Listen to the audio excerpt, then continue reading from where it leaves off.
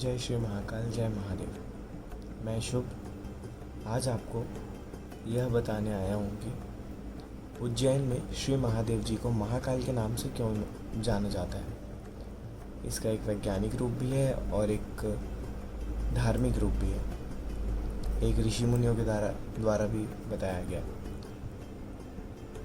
पहली बात तो ये कि हम महाकाल जी को श्री महाकाल नाम से इसीलिए बुलाते हैं क्योंकि कहा जाता है कि वह सारे काल के हर्ता हैं। वह हमारे जीवन के जितने भी काल हैं, उज्जैन में जाने से वह काल महादेव जी के द्वारा हर लिया जाता है। इसलिए उनको महाकाल के नाम से भी संबोधित किया जाता है। और एक वैज्ञानिक तथ्य ये है जो कि मैं आपको पढ़ के बताऊंगा कि महाकाल की नगरी हमेशा से ही काल गणना के लिए बेहद उपयोगी और महत्वपूर्ण मानी गई है। देश के नक्शे में यह शहर, यानी जो हमारा भारत का नक्शा है, उसमें उज्जैन शहर 23.9 डिग्री उत्तर अक्षांश एवं 74.75 अंश पूर्ण रेखा पर स्थित है।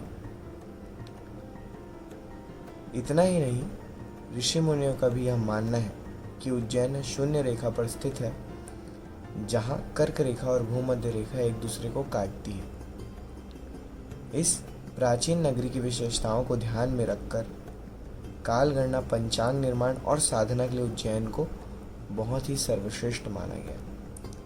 मतलब वहाँ पे जो काल गणना होती है, जो पंचांग बनते हैं और वहाँ की साधना सबसे सर्वश्रेष्ठ है। वहाँ की साधना कभी व्यर्थ नहीं जाएगी। वहाँ के बने पंचांग को देखकर पूरे भारत में पंचांग बनते हैं। वहाँ की जो काल गणना होती है वह सर्वश्रेष्ठ मानी जाती है। कहा यह भी जाता है कि प्राचीन समय से ज्योतिष यहीं से भारत की काल गणना करते आए। काल गणना करने के कारण यहाँ के आराध्य शिव जी को महाकाल के नाम से भी जाना जाता है। एक पक्ष ये है, दूसरा पक्ष ये है जो आप भी जानते हैं, मैं भी जानता हूँ। वो कालों के काल हैं जो कि मैंने पहले कहा था, इसलिए उन्हें महाकाल कहा जाता है। वह अपने भक्त के सारे काल को हर कर उसे सुख देते हैं, इसलिए उन्हें महाकाल कहा जाता है, क्योंकि वह कालों के काल महाकाल है।